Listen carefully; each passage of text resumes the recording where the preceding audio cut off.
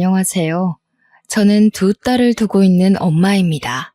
제게는 듬직한 남편과 사랑스러운 두 딸이 있는데요. 누구한테나 가족은 소중한 존재겠지만 저는 좀 더 특별하게 사랑하고 있다고 말씀드리고 싶네요. 특히나 둘째 딸이 제게 남다른 아이입니다. 제 배 아파 낳은 자식은 아니거든요. 그러나 저와 몇 개라도 핏줄이 섞인 둘째가 서운하지 않게 현재 너무도 아껴주고 있습니다. 말했다시피 둘째는 저희 부부의 친자식이 아닌데요. 이걸 둘째 딸에게 밝히는 것이 참 어려워서 얘기를 미루다가 결국 둘째가 결혼할 남자를 데리고 왔을 때 알려주게 되었거든요. 둘째에게 모든 사실을 고백하기까지 정말 오래 걸렸는데 그간의 험난한 과정을 사연으로 써보고자 찾아왔습니다. 제게는 정말 존경하는 친언니가 한 명 있습니다. 당시 노는 걸 좋아하고 현실에만 집중하며 사는 저와 달리 언니는 늘 미래지향적이며 항상 앞날을 준비하는 사람이었어요. 언니는 늘 반장에 전교회장에 대학도 장학생으로 갔는데 저는 그에 반해 한참 못 미치는 수준이었죠. 부모님은 늘 언니를 자랑스러워하셨고 저 또한 언니의 발자취를 따라가고자 노력했던 기억이 납니다. 하지만 앞서가는 언니의 속도는 무서울 정도로 너무 빨랐는데요. 차마 제가 노력으로 따라갈 수 없게 높이 가는 바람에 제가 언니를 따라가는 걸 그만 포기해버렸네요. 그 때문에 저 스스로 언니와 제 처지를 더 비교했던 것 같습니다. 그렇다고 기분이 상했다는 걸 말하고 싶은 게 아닙니다. 제가 친언니의 승승장구를 온전히 축하할 수 있었던 건 아마 저희 집에서 부모님과 언니가 저를 두고 못났다고 비교와 구박은 하지 않아서 그럴지도 모르겠네요. 부모님과 언니는 오히려 저더러 하고 싶은 거나 원하는 걸 찾아서 하길 응원만 해주었고 무얼 하든 제가 행복하기만을 바랬습니다. 이런 가치관은 제게만이 아니라 우리 가정의 가훈이기도 해요. 식구들이 모두 착하고 마음 좋으니까 저는 사춘기가 오지도 않았던 걸로 압니다. 오히려 사춘기 당시 제가 식구들의 눈치를 보며 괜히 분란 일으키지 않도록 노력했죠. 친언니는 수석으로 의대를 나와 산부인과 의사가 되었을 만큼 똑똑한 인재였는데요. 그런데 제가 정말 놀랍다고 느낀 건 한국 의대가 아니라 프랑스 유학파라는 것이에요. 프랑스 의대생들 사이에서도 성적이 좋아서 교수님들의 관심을 한몸에 받은 걸로 알고 있습니다. 프랑스 유학을 끝내고 한국으로 돌아온 언니는 바로 국시를 친 뒤 레지던트부터 시작을 했는데 저는 이때만 해도 언니가 공부 괴물인 줄 알았어요. 공부에 임하는 자세도 저돌적인데다가 언니가 시도만 하면 패스되는 시험들이 신기하기만 했거든요. 뭐든 척척 해내버리는 언니 때문에 초반에는 의사가 생각보다 되기 쉬운 일인가도 싶었네요. 아직도 부모님 집엔 언니의 프랑스 의대 졸업증과 의사 면허증이 자랑스럽게 진열되어 있습니다. 그런 화목한 분위기에서 성적 저조한 제가 기적적으로 대학을 가게 되었는데 언니에 비해 한없이 평범하고 어쩌면 보잘것없는 결과라지만 부모님과 언니는 무엇보다 기뻐해 주었어요. 제가 붙은 대학이 명성은 낮아도 원하는 전공을 택해서 간 것이기에 잘했다고 칭찬받지 않았나 싶네요. 제 전공은 다름 아닌 식품영양학과입니다. 저도 중학생 때부터 언니를 따라 병원에서 일하는 사람이 되고 싶었지만 병원 관련 공부가 저한테 너무 안 맞더라고요. 그래서 병원에서 일할 수 있는 모든 직업을 알아보다가 영양사라는 재미있는 직업을 찾게 된 거였어요. 아마 고등학교 말미쯤부터 꿈이 병원 영양사였을 겁니다. 언젠가는 언니가 일하는 병원에서 일하는 영양사를 꿈꾸며 즐겁게 학교를 다녔습니다. 제가 대학 졸업을 앞두고 국시 준비에 들어갔을 때 언니가 결혼을 하겠다고 남자를 데려왔는데요. 언니를 많이 좋아했던 저는 그날 처음 보는 형부를 앞두고도 살면서 가장 많은 눈물을 보였습니다. 결혼식에서도 마찬가지로 제가 너무 많이 우니까 언니가 되레 자신이 울 기회가 없었다며 웃음을 보이기도 했어요. 저희 가족은 그만큼 끈끈한 정으로 묶여 있었죠. 사실 형부는 제 눈에 언니에 비해 한참 능력이 저조한 편이었습니다. 형부 직업이 당시 무슨 카페 사장이었는데요. 듣자 하니 언니가 일하게 된 병원 1층에 입점한 사장이라 했던 것 같아요. 아무래도 대학병원 입지다 보니까 매출은 좋았다고 했으나 솔직히 언니가 좀 아까웠습니다. 언니한테 얼추 형부와의 스토리를 듣자니 형부가 먼저 치근덕거렸다고 하더군요. 여의사 하나 잡으려고 그곳에 카페를 입점한 게 아닌가 생각했을 정도로 저는 이상하게 형부한테 정이 안 붙었습니다. 그보다 제게는 다른 고민이 하나 생겼는데요.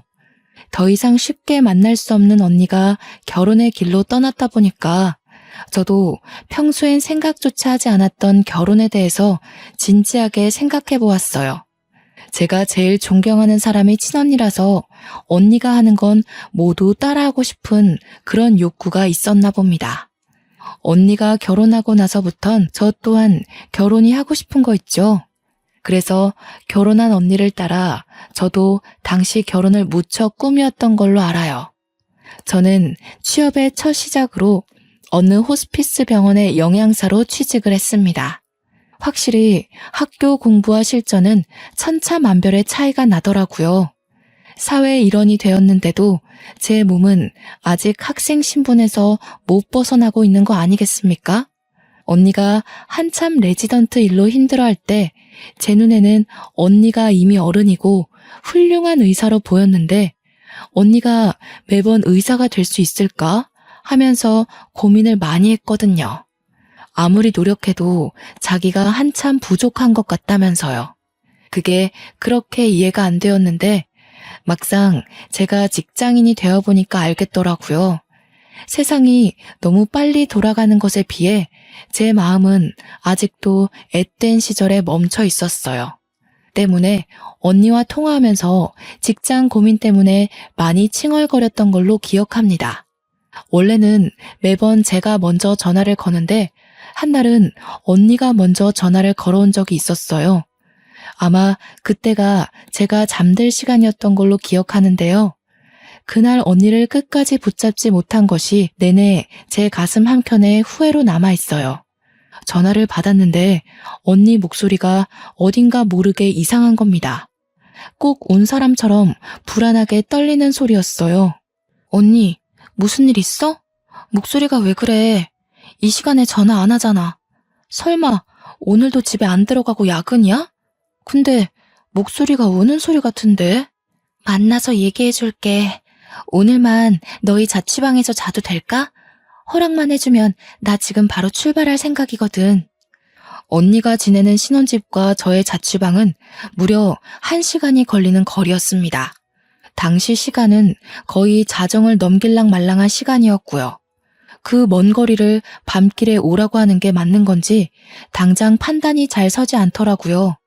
게다가 언니 목소리가 확실히 무슨 일 있는 목소리인데 컨디션 안 좋은 상태로 운전을 해도 되는 건지 걱정도 되었어요.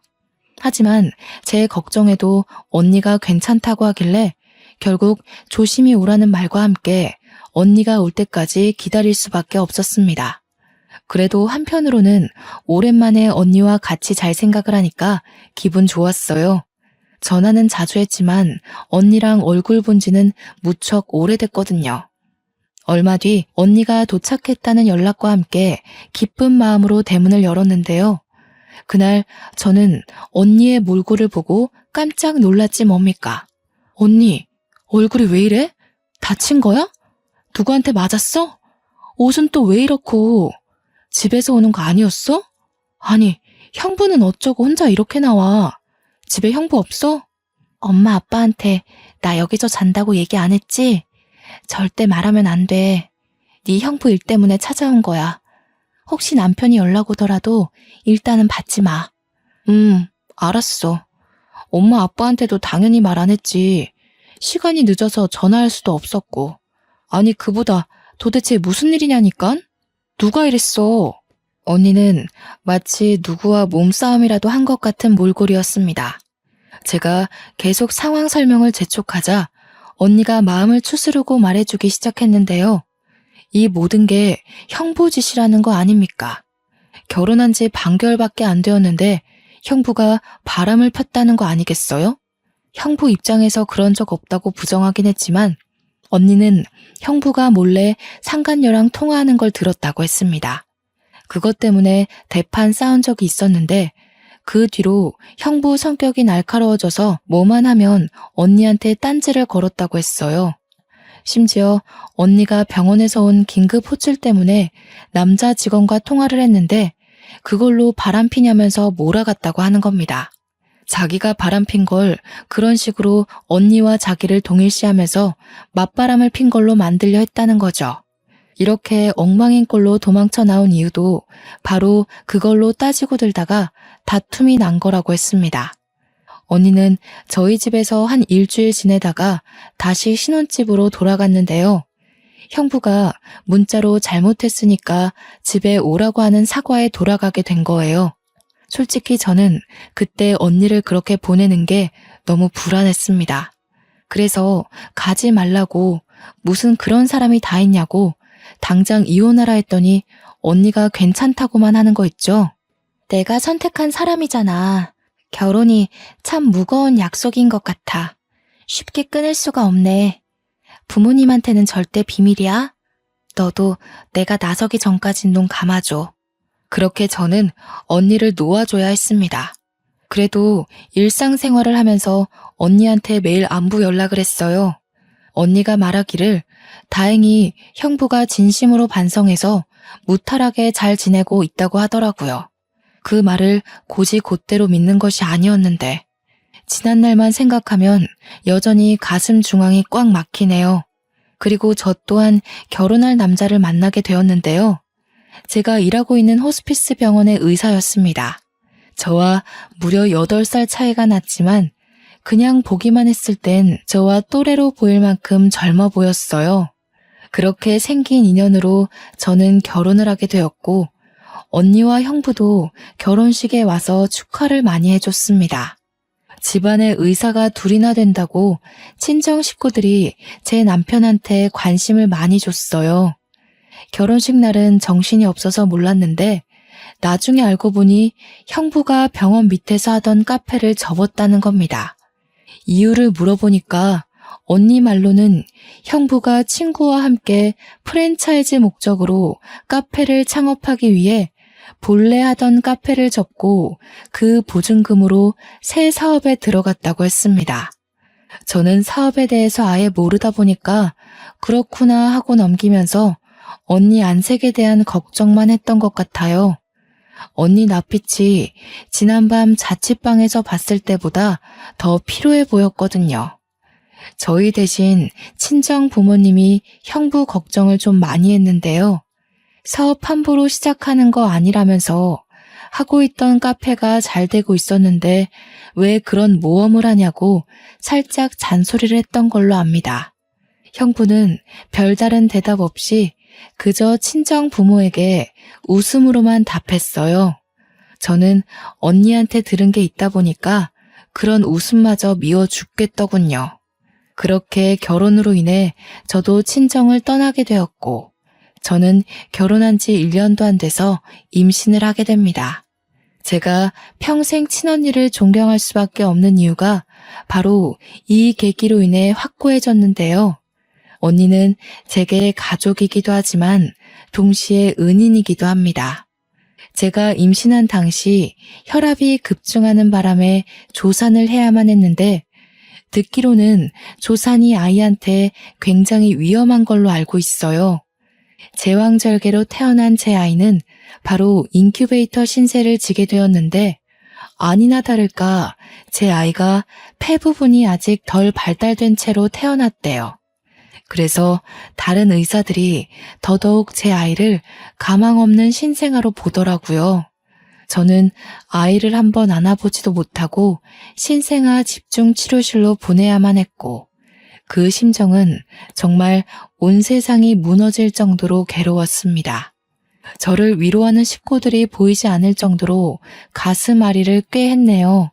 저는 언니가 일하는 산부인과에서 아이를 낳았어요. 그래서 언니가 특히 제게 많은 위로를 해주었습니다. 또 의사로서 제 아이를 살리기 위해 포기하지 않는 노력까지 직접 보여주었죠. 다른 의사들이 저희 언니를 보며 고개를 내저었고, 다른 교수님까지 와서 언니를 따로 불러 면담을 했을 정도로 제 아이는 가망이 없는 아기였거든요.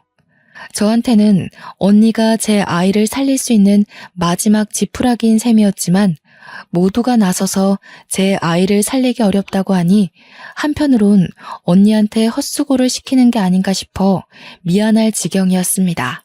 하지만 친언니는 프랑스 병원에서 살렸던 사례가 있다며 끝까지 아이를 위해 자기 고집을 밀어붙였고, 끝내 아이가 기적처럼 제 품에 안기게 되는 기적을 일으켰죠.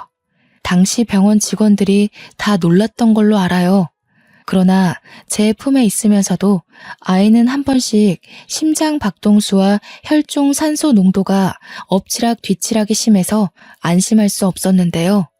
물론 그때마다 친언니의 끈질긴 노력 덕분에 아이는 어느덧 호흡기를 뗄 수 있었습니다. 제 아이를 위해서 친언니가 밤잠까지 설쳐가며 과로를 했는데요. 친언니는 제 아이에게만 유독 절실한 게 아니더라고요. 직접 눈으로 보니까 어느 신생아한테나 진심을 다하는 의사라는 걸 금방 알 수 있었어요. 너무 존경스럽고 멋진 의사라고 생각했지만 문제가 하나 있다면 부부관계에 소홀했다는 거예요. 일에 미친 사람이라고 욕먹으면서까지 친부랑 싸우는 일이 많았던 걸로 압니다.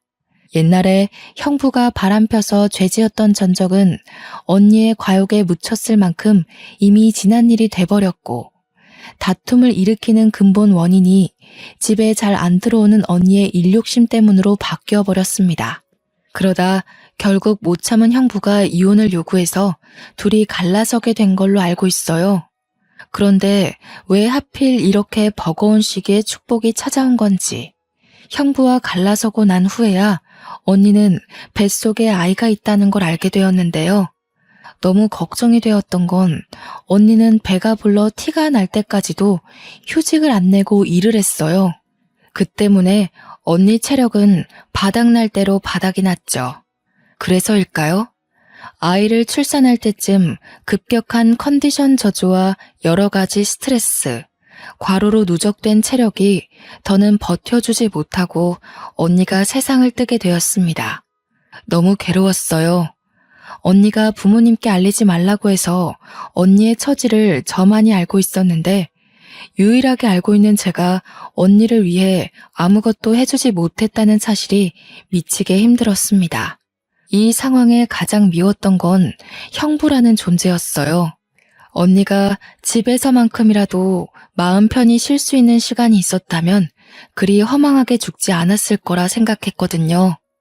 형부를 찾아내서 똑같이 망가뜨려 주고 싶지만 이미 이혼해버린 사이기도 했고 어디서 뭘 하는지 알 길이 없었습니다. 그렇게 언니 뱃속에서 태어난 아이는 죽어가는 언니의 심장에 마지막까지 안겨있다가 제 품으로 돌아왔습니다. 그게 바로 우리 집 보물 둘째인데요. 우리 둘째는 제가 세상에서 제일 존경하는 친언니의 딸입니다. 남편도 언니의 아이를 둘째로 받아들이는 것에 흔쾌히 동의했을 만큼 착한 사람이에요. 그렇게 저희 부부는 둘째를 얻게 되었는데, 둘째가 건강하게 자라주는 것이 행복하다가도 갈수록 근심 걱정이 늘어가는 거 아니겠어요? 저희 부부한테는 둘째한테 모든 사실을 밝혀야 될 의무가 있는데, 맑게 자라주는 둘째 앞에서 차마 입이 떨어지지 않는 겁니다. 그저 다음에 하다가 결국 둘째가 결혼할 남자를 데려올 때까지도 말을 못한 상태로 전전긍긍하기만 했네요. 그런데 하필 또 둘째가 데려온 남자가 둘째한테 첫 남자라는 거 아니겠습니까? 딸들의 연애 사정은 부모가 간섭할 일이 아니라고 생각해서 일부러 묻지 않았는데 첫 남자와 결혼하겠다고 덜컥 고백하는 둘째를 보고 좀 많이 당황했습니다. 엄마는 우리 딸이 잘 살았으면 좋겠어. 헤프게 남자를 만나보라는 건 아니지만 그래도 첫 남자의 바로 결혼은 좀 생각해보는 게 좋을 것 같은데? 아빠도 좀 걱정이 되는구나. 우리 딸이 선택한 남자니까 그 친구가 괜찮다는 건 충분히 알겠어. 하지만 그래도 이건 좀 섣부른 점이 있지 않나 싶은데. 나도 생각 없이 결정한 거 아니야. 결혼할 사람에 대한 확신이 있어서 그래. 저희 부부는 둘째 고집에 못 이겨 결국 남자친구를 한번 데려와 보라고 했고 그 주 주말 저와 남편은 딸 남자친구를 처음 대면했습니다. 딸 남자친구는 사람이 둥글둥글하고 웃음이 많아서 사람 자체가 나쁘지 않기는 했습니다. 그래서 당시 같이 식사하는 내내 분위기가 좋았어요. 그럼에도 불구하고 딸이 남자친구를 보내자마자 현실적인 문제 때문에 금방 한숨이 나오는 거 아니겠습니까? 엄마, 아빠, 표정이 왜 그래? 내 남자친구 마음에 안 드는 점 있었어? 솔직하게 말해주면 남자친구랑 조율해보도록 할게. 그런 건 아니야. 인상 참 좋아 보이고 모난 곳 없이 잘한 것 같더라. 그런데 딸이 결혼을 하게 되면 남자 집안에서도 우리 집 사정을 알아야 할 것 같으니까 걱정돼서 그래. 난 또 뭐라고. 우리가 못 사는 집도 아닌데 뭘 그런 걸 걱정해. 남자친구 집안에 정치하는 사람들 많은데도 나 되게 환영해주더라. 둘째 딸은 제가 경제력 때문에 걱정한다고 봤지만 차라리 그 문제였다면 일이 크게 가슴이 미어지진 않았을 겁니다. 결혼을 앞두게 되었으니 더 이상 미룰 수 없잖아요. 저와 남편은 그날 바로 둘째의 친모에 대해서 모든 걸 알려주었죠. 최대한 둘째가 상처받지 않게 조심히 말을 했습니다. 실은 내가 네 엄마가 아니라 이모야. 그동안 말 못해서 미안해. 말해야지 하면서도 엄마가 이렇게 용기가 없었다. 우리 딸 상처받게 하려고 자식으로 받아들인 게 아닌데 한솔이 너가 상처받을 게 두려워서 엄마가 너무 망설였어. 차라리 더 빨리 얘기했다면 둘째가 덜 충격이었을까요? 역시나 둘째는 저와 남편의 장황한 설명에도 이렇다 할 반응을 보이지 않았습니다. 둘째 나이 30을 바라보는 시점에서 딸은 자기가 입양된 아이란 사실을 알게 되었는데 당연히 상처가 될 수밖에 없겠죠. 부모인 줄 알았던 사람들이 사실은 이모와 이모부라니 누가 그걸 단번에 이해할 수 있겠습니까? 그 아픔을 감히 가늠조차 할 수가 없어서 저와 남편은 마냥 둘째의 대답만을 기다렸는데요. 장난치는 거야? 남자친구가 그렇게 마음에 안 들었어? 아무리 그래도 어떻게 이런 식으로 거절을 해. 거짓말하는 거지? 겨우 내비친 둘째의 반응은 부정과 어리둥절한 얼굴이었어요. 당장 어떤 반응을 보여야 하는지도 몰라 계속 멍 때리는 표정이었습니다. 저와 남편은 이왕 밝히게 된 거 숨기는 거 없이 모두 보여주기 위해 제 친언니 사진과 샛노랗게 물들어버린 옛날 언니의 초음파 사진, 그리고 산부인과 출산 기록까지 들고 와서 둘째에게 내밀었습니다. 둘째를 저희 부부 호적에 올린 확인서까지 모두 빠짐없이요. 한솔이 친엄마는 정말 훌륭한 산부인과 의사였어. 프랑스 가서 유학 생활도 했을 만큼 유능했거든. 우리 한솔이가 그렇게 대단한 엄마한테서 태어난 거야. 너무 늦게 알려줘서 미안해. 그동안은 엄마가 너무 겁을 먹었던 것 같아. 그래서?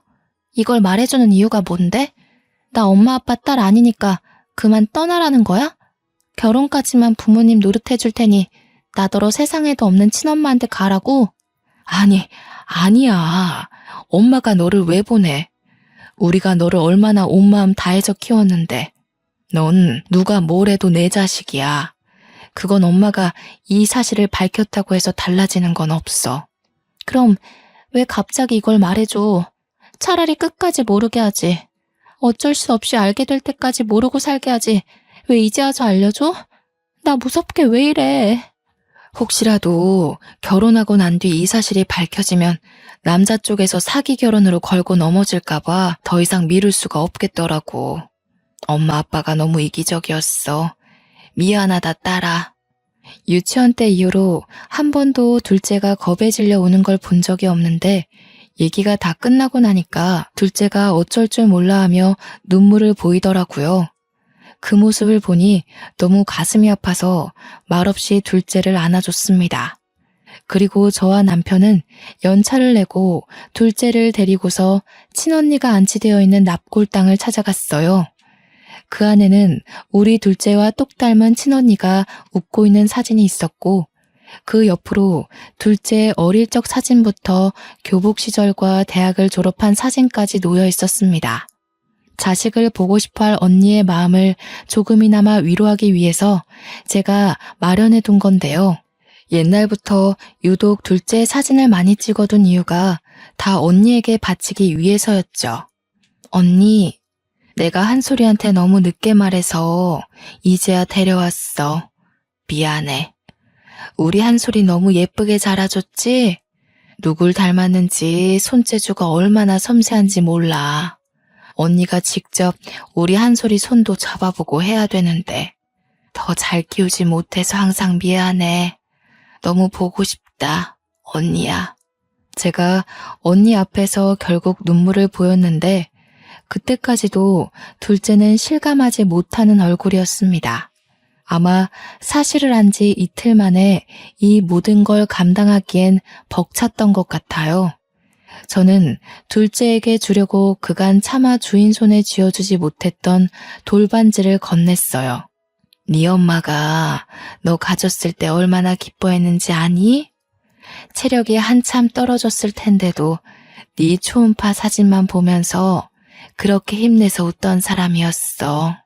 반지도 너 돌되면 줄 거라고 태어나기도 전에 사놓은 건데 네 손에 한번 쥐어주지도 못하고 저렇게 외롭게 가버렸다. 둘째는 손에 쥔 그 반지 때문에 사실을 조금씩 현실을 받아들이는 듯 했습니다. 그러더니 둘째도 그 반지를 보고 결국 영문 모를 눈물을 흘리더군요. 친언니 유구람 앞에서 처음으로 남과 같은 친모에게 엄마라고 부르는 둘째의 모습을 보니 제가 언니의 자식을 이제야 데려온 것이 한없이 후회가 되지 뭡니까? 언니가 이 순간을 얼마나 기다렸을까 싶더라고요. 언니한테 너무 미안했고 또 딸에게도 진짜 엄마에게 엄마라고 부를 수 있는 기회를 늦추게 만든 것 같아 죄스럽기만 했네요. 납골당을 다녀온 이후 저와 남편은 둘째가 우리를 원망한다고 하더라도 다 감수할 생각이었습니다.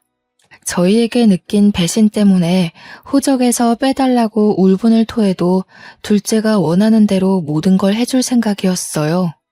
그러나 며칠 뒤 둘째가 저와 남편에게 하는 말을 듣고 내내 졸이고 있던 마음에 긴장이 탁 풀렸는데요. 둘째는 저와 남편을 전혀 원망하지 않았어요. 친자식도 아닌데 자식처럼 사랑으로 키워줬다고 오히려 고마움을 표현했죠.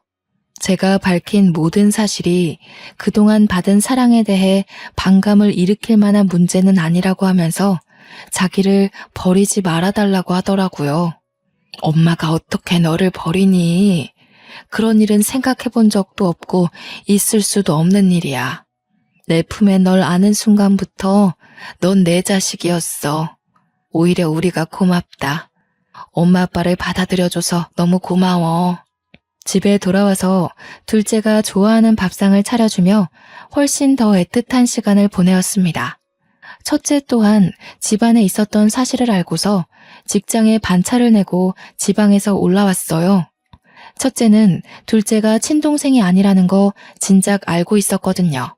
첫째 나이가 초등학교 입학을 앞뒀을 때 둘째를 호적에 올렸으니까 저희 부부는 첫째가 이해할 수 있도록 설명할 시간을 많이 가졌었어요. 오랜만에 집에 돌아온 첫째는 바로 둘째를 찾았는데요. 둘째를 보자마자 따뜻하게 안아주는 거 아니겠습니까? 단 한순간도 너를 사촌으로 생각한 적 없어. 넌 처음부터 내 친동생이었고 앞으로도 나한테 하나밖에 없는 소중한 친동생이야. 그러니까 너 딴 생각하면 안 돼. 알겠지? 둘째는 첫째의 진심에 또 한 번 눈물을 흘렸습니다. 원래도 가족이었지만 우리는 한 번 더 가족의 정을 단단히 할 수 있는 시간이 되었어요. 둘째는 한동안 마음을 추스르느라 남자친구와의 만남도 미뤘는데요. 그러다 남자친구에게 자신의 사정을 고백했다고 했고 그 뒤로 저희 딸과 상견례 날짜를 조정했습니다. 상견례 자리에 가기 전까지도 혹시 예비사돈 집안이 우리 둘째의 남다른 처지를 탐탁치 않아 하면 어쩌나 걱정 많이 했어요. 그런데 제가 걱정했던 부분이 무용지물이었을 정도로 정말 어처구니 없는 상황을 직면하게 되었는데요. 먼저 와 있는 사돈 식구들을 보고 저는 자리에 앉지도 못한 채 놀랐지 뭡니까.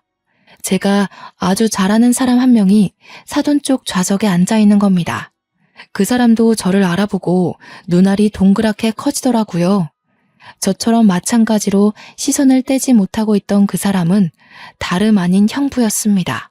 형부가 어떻게 여기에 있어요?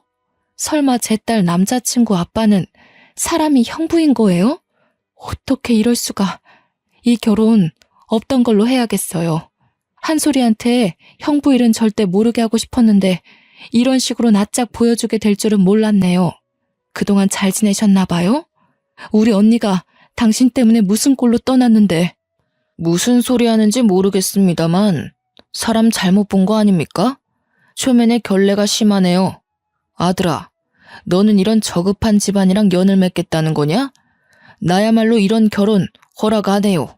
저와 남편 빼고 모든 사람들이 영문도 모르고 앉아있는데 곧 얼굴이 붉어진 형부가 당황하며 앉은 자리에서 일어나더군요. 저는 형부를 보자마자 친언니 얼굴이 그 앞을 스쳐가며 그동안 형부에게 품고 있던 반감이 폭발해 버렸습니다. 때깔 좋은 형부의 얼굴을 보니 도무지 참을 수가 없더라고요. 무슨 짓이라도 저지르고 싶어서 식탁 위에 보리차를 들고 형부 얼굴에 퍼부어 버렸죠. 놀란 형부의 몰골이 쫄딱 젖어버렸는데요. 그때 형부의 새 부인이 벌떡 일어나며 저한테 소리쳤습니다. 어머머, 이봐요. 제정신이에요? 초면에 뭐 하시는 거예요? 문제가 있다면 대화로 풀 생각을 해야죠. 설명부터 해주는 게 순서 아닌가요? 이 사람 입 아프게 설명해줄 가치도 없는 사람이에요. 형부, 우리 언니 그렇게 때려가면서 이혼하자고 협박하더니 지금은 잘 먹고 잘 살고 있었네요. 이번엔 정치계통 사람들이에요. 어쩜 그렇게 돈 있는 사람만 잘 찾아다닌대요? 형부는 여자 돈 보고 결혼하는 사람이잖아요. 그래서 우리 언니 재산 떼먹으니까 좋았어요? 무슨 소리 하는 거야? 내가 언제 네 언니 재산을 떼먹었다고 그래? 이혼해서 재산 분할한 게 왜 떼먹는 거야? 법이 시키는 대로 했을 뿐이야.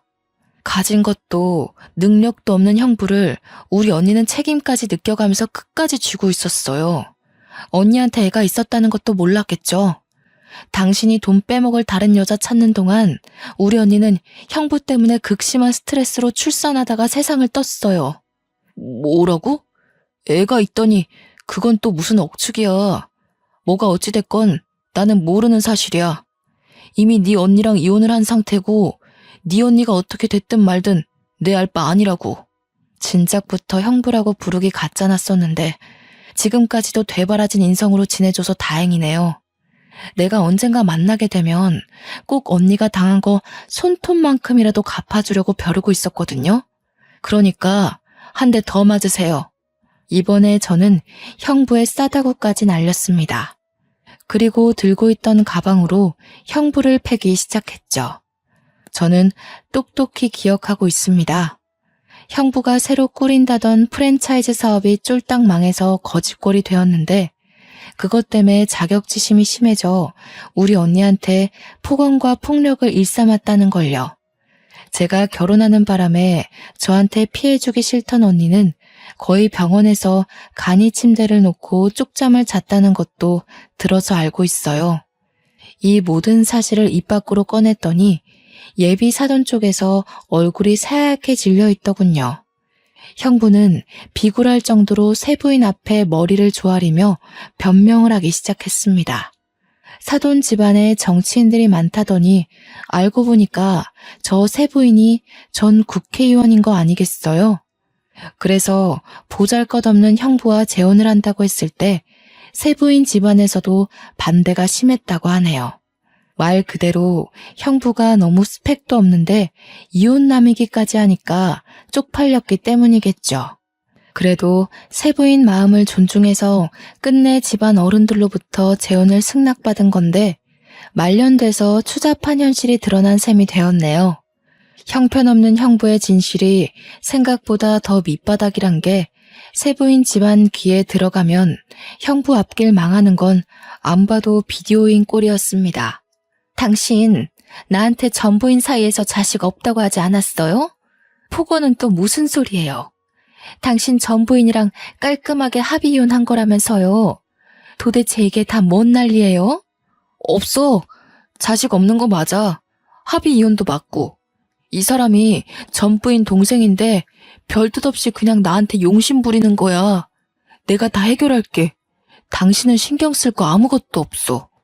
내가 여기서 그대로 다 밝히기엔 우리 한솔이한테 상처밖에 안 될 테니까 말은 삼갈게요. 사모님 집안 생각해서 제안하는 건데 이 남자에 대해 궁금한 거 있으면 증거물 다 대줄 수 있거든요. 당장 원하시면 저희 집으로 안내할 수도 있어요. 제가 세게 나오자 형부가 당황해서는 제게 제정신이냐면서 무슨 일을 꾸미려는 거냐고 언성을 높였는데요. 세부인은 형부의 말을 가로채며 제 말을 더 들어보려고 했습니다. 상당히 충격받은 것 같더라고요. 세부인도 나름대로 머릿속을 정리할 시간이 필요했는지 다음날 연락 달라고 하면서 제게 명함 하나 주고서 자리를 먼저 떠났습니다. 형부가 세부인 뒤를 급하게 쫓아갔지만 놓쳤는지 차였는지 금세 다시 돌아와서는 저를 어떻게 해보려고 손찌검하려고 했어요. 남편이 아니었다면 정말 한 대 맞았을지도 모르겠네요. 우리 언니가 저 더러운 손바닥에 참 많이도 고통을 받았겠죠.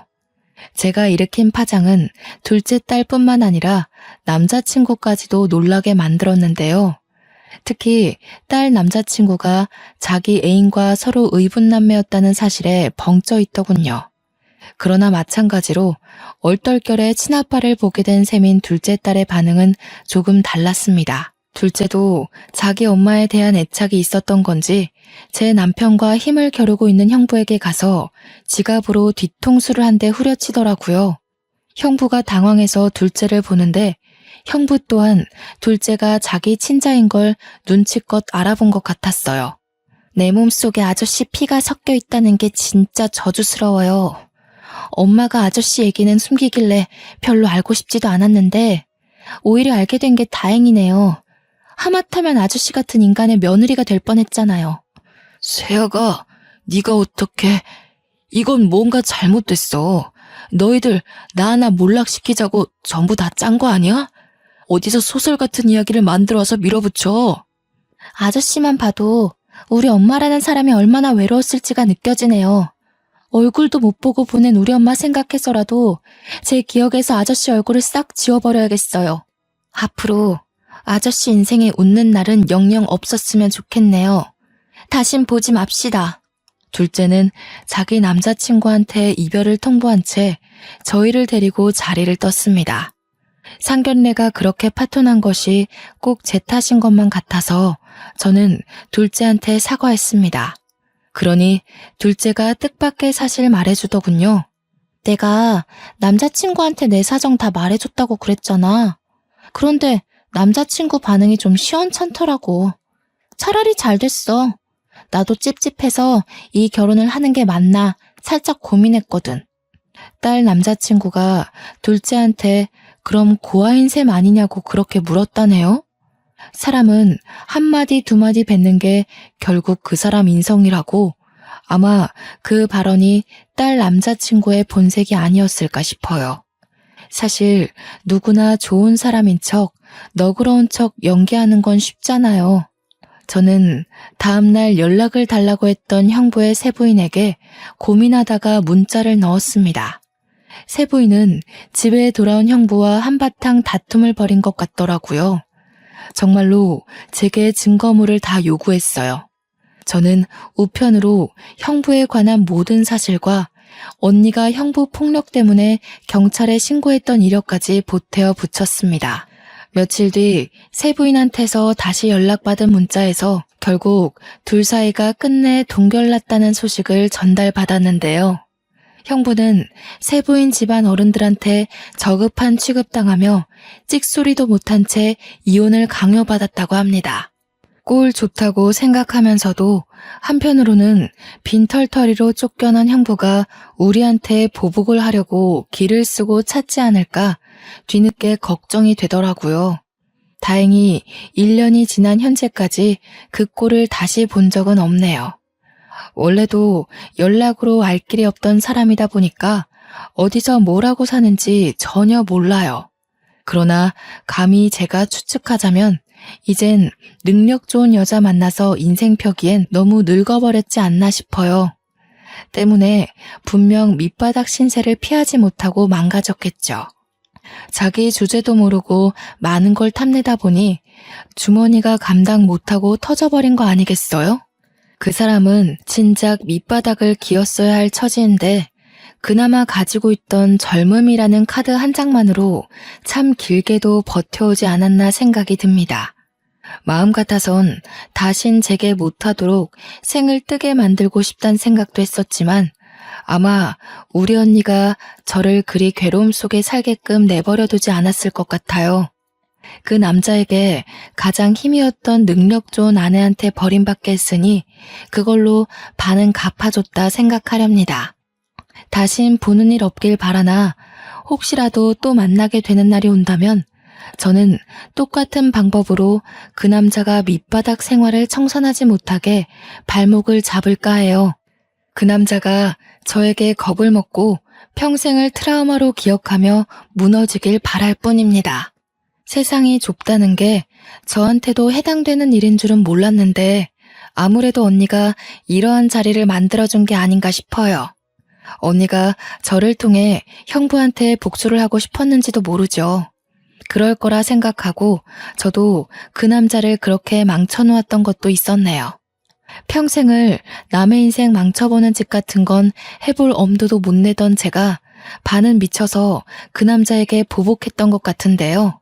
지나서 생각해보니 그 순간이 참 두려운 상황이었던 거 있죠. 그래도 큰일을 해결해버렸다 보니까 저희 가족에겐 더 없는 평화가 찾아왔습니다. 첫째는 지방 생활을 하고 있지만 둘째는 결혼이 파토나는 바람에 여전히 집에서 직장을 다니고 있거든요. 일부러 결혼을 망치려던 건 아니었지만 이대로 둘째와 함께 조금 더 사랑할 수 있는 시간이 늘었으면 좋겠다는 생각이 드네요. 최대한 나쁜 짓을 안 하고 살아가려 했는데 제 손으로 누군가의 인생을 망쳐버렸다 보니 가끔씩은 참 죄책감이 들 때가 있어요. 이 감정은 상대가 원수건 말건 상관이 없는 기분인 것 같아요. 그때마다 착한 제 남편이 곁에서 위로해주지만 그럼에도 이렇게 한 번씩 올라오는 감정들이 있네요. 이 사연을 쓰면서도 제 감정이 화가 났다, 자책했다, 정신없이 날뛰었답니다. 이마저도 제 스스로가 극복해야 할 숙제로 남겠죠. 부디 언젠가 친언니와 함께하는 날이 다시 오게 된다면 언니한테 칭얼거리고 싶어요. 처한 현실들이 너무 힘들었지만 언니 생각 하나로 모든 걸 이겨냈었다고 말입니다. 아마 심성 고운 제 언니는 오히려 저더러 고생 많았다고 사과를 하지 않을까 싶네요. 이 시간 내내 제 딴에는 참 길었던 사연으로 느껴집니다. 마치 당시로 돌아간 것 같아서 중간중간 가슴이 꽉 막히는 듯한 기분을 느끼기도 했어요. 그래도 글을 마무리하게 되니 제 마음도 같이 정리가 된 것 같아요. 왠지 모르게 개운합니다. 이젠 저의 앞길에 이보다 더 큰 방지턱은 없을 거라 생각이 들어요. 지나간 과거에 제 기억을 묶어두지 않고 행복할 미래만 바라보고자 노력해야겠습니다.